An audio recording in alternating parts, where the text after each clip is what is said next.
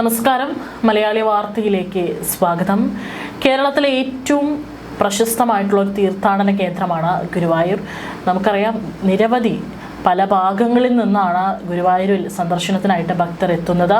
ദിവസവും അവിടെ തിരക്ക് അനുഭവപ്പെടുന്ന ഒരു അമ്പലം കൂടിയാണ് ഗുരുവായൂർ ക്ഷേത്രം എന്ന് പറയുന്നത്.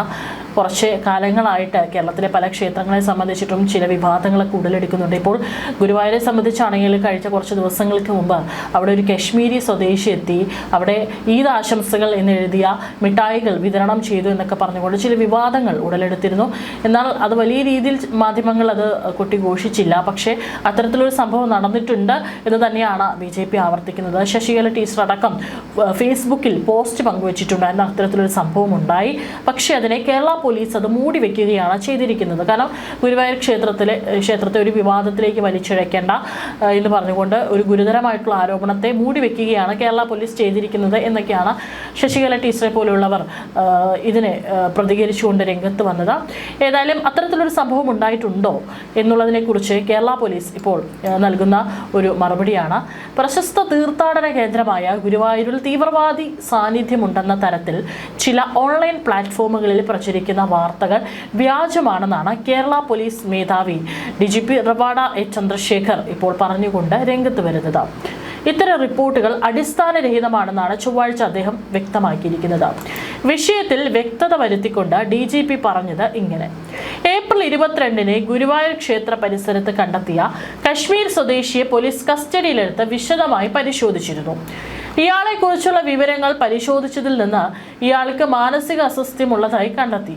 ഇയാളുടെ കുടുംബവുമായും കശ്മീരിലെ പ്രാദേശിക പോലീസുമായും ബന്ധപ്പെട്ടതായും ഇയാൾക്ക് തീവ്രവാദ സംഘടനകളുമായി യാതൊരു ബന്ധവുമില്ലെന്നും സ്ഥിരീകരിച്ചതായും DGP അറിയിച്ചു. നിലവിൽ ഇയാളെ ആശുപത്രിയിൽ പ്രവേശിപ്പിച്ചിരിക്കുകയാണ്. ചികിത്സയ്ക്ക് ശേഷം ഇയാളെ കശ്മീർ പോലീസിനെ കൈമാറും. ഗുരുവായൂരിൽ തീവ്രവാദികൾ എത്തിയെന്ന തരത്തിൽ സോഷ്യൽ മീഡിയയിൽ പ്രചരിക്കുന്ന അവകാശവാദങ്ങൾക്കിടെയാണ് DGPയുടെ ഈ ഔദ്യോഗിക പ്രതികരണം. സെൻസിറ്റീവ് ആയിട്ടുള്ള വിവരങ്ങൾ പ്രസിദ്ധീകരിക്കുന്നതിന് പങ്കുവയ്ക്കുന്നതിനോ മുമ്പ് പോലീസ് അധികാരികളുമായി ബന്ധപ്പെട്ട് കൃത്യത ഉറപ്പുവരുത്തണമെന്നാണ് DGP മാധ്യമങ്ങളോട് ആവശ്യപ്പെട്ടിരിക്കുന്നത്. ഉത്തരവാദിത്തപ്പെട്ട പ്രവർത്തിക്കാൻ എല്ലാ മാധ്യമ പ്ലാറ്റ്ഫോമുകളും തയ്യാറാകണമെന്നും അദ്ദേഹം ആഹ്വാനം ചെയ്തു. ഭക്തരുടെ സുരക്ഷ ഉറപ്പാക്കുന്നതിനായി സുഗമമായ ദർശനം സാധ്യമാക്കുന്നതിനുമായി ഗുരുവായൂരിൽ 24 മണിക്കൂറും ശക്തമായ സുരക്ഷാ സന്നാഹങ്ങൾ ഏർപ്പെടുത്തിയിട്ടുണ്ടെന്നും DGP ഉറപ്പ് നൽകി. ആവശ്യമെങ്കിൽ കൂടുതൽ പോലീസ് ഉദ്യോഗസ്ഥരെ വിന്യസിക്കുമെന്നും അദ്ദേഹം പറഞ്ഞു. ഗുരുവായൂർ ദേവസ്വത്തിന്റെ YouTube ചാനലിൽ നൽകിയ അഭിമുഖത്തിലാണ് DGP ഇക്കാര്യങ്ങൾ വ്യക്തമാക്കിയത്. Thrissur range DIG T Narayanan, city police commissioner Nakul Aditya എന്നിവരും അദ്ദേഹത്തോടൊപ്പം ഉണ്ടായിരുന്നു.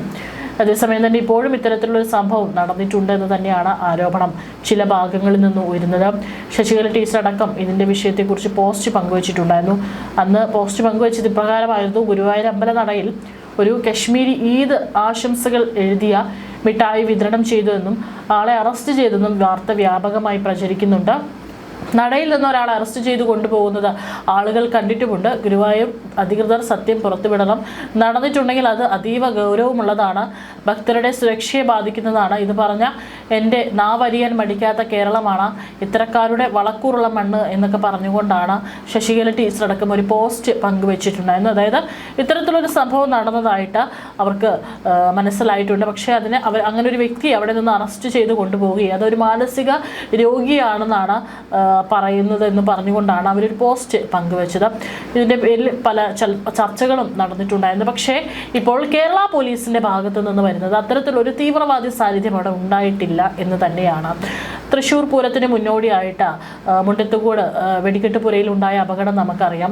ഏപ്രിൽ 22-ന് പഹൽഗാം ഭീകരാക്രമണം നടന്ന 1 വർഷം തികയുന്ന സമയത്ത് തന്നെ അവിടെ വെടിക്കെട്ട് പുരയിൽ ഉണ്ടായ അപകടത്തെയും ചിലർ ഇത്തരത്തിലുള്ള ഒരു അട്ടിമറി സാധ്യത അവിടെ ഉണ്ടോ എന്നൊക്കെ ചർച്ച ചെയ്തുകൊണ്ട് പല റിപ്പോർട്ടുകളും പുറത്തു വന്നിട്ടുണ്ടായിരുന്നു.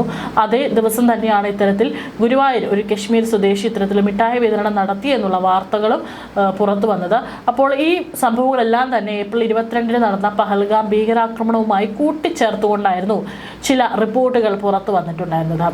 ഏതായാലും ഇപ്പോൾ കേരള പോലീസ് തന്നെ DGP തന്നെ ഔദ്യോഗികമായി അറിയിച്ചിരിക്കുകയാണ് അത്തരത്തിൽ സംഭവങ്ങൾ ഉണ്ടായിട്ടില്ല എന്നുള്ളത്. ഏതായാലും കേരളത്തിലെ ക്ഷേത്രങ്ങളിൽ ഇപ്പോൾ പല ശബരിമലയാണെങ്കിലും പത്മനാഭസ്വാമി ക്ഷേത്രമാണെങ്കിലും ഏറ്റവും കൂടുതൽ ഭക്തർ ദിവസം വന്നു പോകുന്ന ക്ഷേത്രങ്ങളെ സംബന്ധിച്ചും ചില സംഭവങ്ങൾ നടക്കുന്നതും ഭക്തരെ ആശങ്കയിലാഴ്ത്തുന്നുണ്ട്. ശബരിമലയായിരുന്നു കഴിഞ്ഞ കുറച്ച് കാലങ്ങളായിട്ട് ഏറ്റവും വലിയ ചർച്ചാ വിഷയം. അവിടെ നിന്ന് അയ്യപ്പൻ്റെ സ്വർണ്ണമടക്കം അടിച്ചു മാറ്റിയത് വലിയ വാർത്തയായിരുന്നു. പിന്നെ കഴിഞ്ഞ ആഴ്ച ഏറ്റവും കൂടുതൽ ചർച്ച ചെയ്തതായിരുന്നു ശബരിമലയിൽ കോസ്റ്റ് ഗാർഡിൻ്റെ ഹെലികോപ്റ്റർ കൊടിമരത്തിന് താഴെ വരെ പറന്ന് അവിടെ കുറച്ച് സെക്കൻഡുകൾ ചിലവഴിക്കുകയും ക്ഷേത്രത്തിൻ്റെ ചിത്രങ്ങൾ പകർത്തിയെന്ന് ആരോപിക്കുന്നുമുണ്ട്. എന്തിനവിടെ കോസ്റ്റ് ഗാർഡിൻ്റെ ഹെലികോപ്റ്റർ ആണെങ്കിലും എത്തി, VVIP ഹെലികോപ്റ്ററുകൾ എത്തുകയാണെങ്കിൽ പോലും കൃത്യമായിട്ട് കേരള പോലീസിൻ്റെ അറിയിക്കണം. അതുപോലെ തന്നെ അവരുടെ സമ്മതം കൂടി ഉണ്ടെങ്കിൽ മാത്രമായിരിക്കും അത്തരത്തിൽ ഹെലികോപ്റ്ററുകൾ അവിടെ താഴ്ന്നു പറക്കാനും അവിടെ ഇറക്കാനും സാധിക്കുകയുള്ളൂ. പക്ഷേ അങ്ങനെ ഒരു സാഹചര്യത്തിൽ അതീവ സുരക്ഷാ പ്രാധാന്യമുള്ള ഈ ഒരു മേഖലയിൽ എന്തിനാണ് കോസ്റ്റ് ഗാർഡിൻ്റെ ഹെലികോപ്റ്റർ എത്തിയത്? അതിൽ ചിത്രം പകർത്തിയിട്ടുണ്ട് എന്ന് പറയുന്നു. അതെങ്കിൽ അതിലൊരു വ്യക്തത ഇതുവരെയായിട്ടും വന്നിട്ടില്ല.